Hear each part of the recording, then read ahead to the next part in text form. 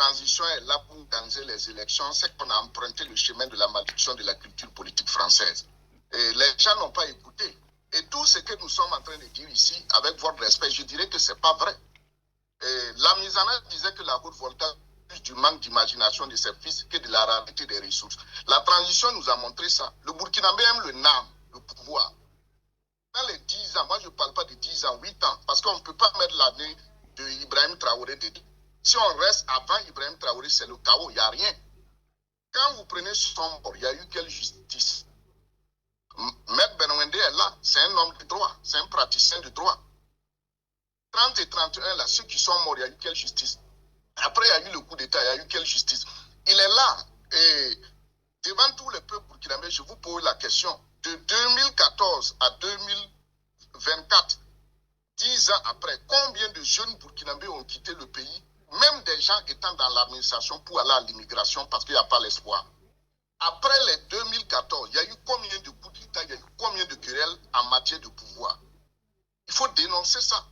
Maintenant, quand vous prenez au niveau de changement et de liberté, non, moi j'étais un acteur dans l'éveil des consciences.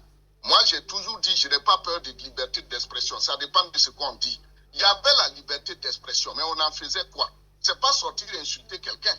Moi j'ai utilisé cette liberté d'expression pour parler panafricanisme. Et je profite de vous dire, après, en janvier, j'ai publié un article dans le quotidien 1272 du mardi 27 janvier 2015. Vous pouvez regarder les propositions. Ça reste toujours d'actualité.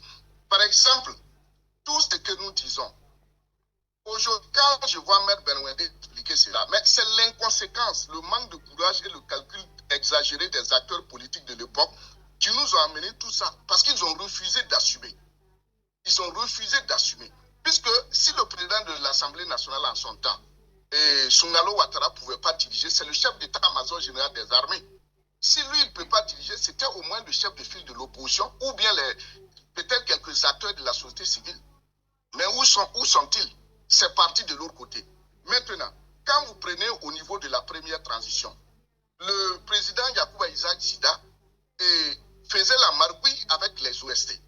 Le monsieur Ouedraogo en parlait tout de suite. Quand vous prenez Kafando, on a vu aussi il travailler pour le MPP. Je l'ai dit haut et fort, j'ai dit je suis un acteur. Quand vous prenez la transition a dépouillé l'État. Les gens se sont enrichis en un an et ils ont investi à l'étranger. Je suis un acteur. Celui qui n'est pas content, il vient. Et quand vous prenez Roch, même Benwende essayait tout de suite d'expliquer. C'est pas vrai. Roch Marc Christian Kabouré, après tout ce que le peuple burkinabé lui a fait, parce qu'il a même demandé pardon, puisque c'est lui, il était au CDP. Roch Marc Christian Kabouré allait nommer un premier ministre inconnu du public, qui ne connaît pas le pays, qui n'a même pas un domicile fixe, qui est arrivé au pays comme ça avec une mallette devant tout le monde et qui arrivait à trouver des dossiers. Lui-même, il voulait démissionner parce que ça le dépassait. Et Paul Kabatieba. On se rappelle maintenant, quand vous prenez au niveau même de la gestion de l'État, qu'est-ce qui a changé? Dites-moi aujourd'hui, qu'est-ce qui a changé? Il parlait tout de suite d'emploi que c'est le terrorisme. C'est ça que je vous dis toujours sur ce plateau et je dis toujours à Ibrahim Traoré, s'il veut répondre à la question du peuple burkinabé, c'est de détruire tout ce qui est démocratique et de refonder la société. Roch Marc Christian Kabouré a été élu démocratiquement et il est aux affaires d'État depuis les années 80. Aucune usine, des emplois, même l'université, les chevauchements des années, tout était resté comme ça, mais les gens pillaient. Regardez les trucs de l'ASE. Regardez les résultats du RELAC. C'est sur ces données-là on doit parler. D'accord. Merci Dacier.